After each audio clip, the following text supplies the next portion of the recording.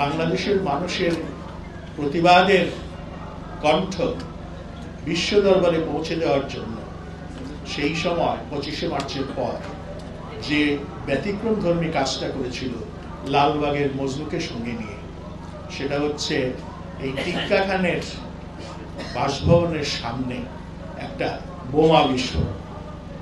বিশ্ব জানল যে না, বাঙালিরা চুপ করে নেই, তারা প্রতিবাদ করে। এই যে মুক্তিযুদ্ধের এই সব কাহিনীগুলো বলা হয় নাই, এবং যা বলা হয়েছে সেটা হয়তো সর্বাংশে সত্য নয়। আমি তখন কারাগারে বসে এই কাহিনী আমি শুনলাম, কারণ মজনুকে পাকিস্তান আর্মি গ্রেফতার করে ফেলে। মজনু আমাকে খবর দেয় যে তাকে গ্রেফতার করা হয়েছে এবং সেই মাহফুজুল্লাহর নাম অত্যাচারের ফলে, টর্চারের ফলে বলে দিতে বাধ্য হয়েছে। আমি যেন আমার ভাইকে একটু চিরকুট বা কোনো খবর পাঠিয়ে বলি সে যেন সাবধান হয়ে যায়।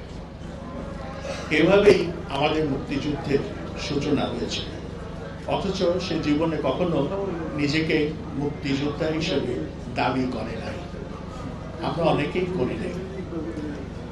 মাহফুজুল্লাহ সম্পর্কে যেটা বলা হয়েছে যে তিনি কন্টেম্পোরারি হিস্টোরিয়ান, নিঃসন্দেহে তিনি কন্টেম্পোরারি হিস্টোরিয়ান। এই কথাটা আমির খসরু মাহমুদ চৌধুরী ছাড়া আর কেউ বলেন না। রজনীপাম দত্ত নামে একজন বিখ্যাত চিন্তাবিদ ছিলেন, তাকে মস্কো বিশ্ববিদ্যালয় সম্মানসূচক ডক্টরেট ডিগ্রি দেয়। সেই উপলক্ষে তিনি একটি বই লিখেছেন। বইটি হচ্ছে প্রবলেমস অফ কন্টেম্পোরারি হিস্ট্রি। তো কন্টেম্পোরারি হিস্ট্রি লেখা যে অত্যন্ত কঠিন, কারণ যখন লেখা হয় সমসাময়িক সময়ে, তখন মানুষের স্মৃতিগুলো জ্বলজ্বল করে, সময়ের বিতর্কগুলো তখন দৃশ্যমান হয়।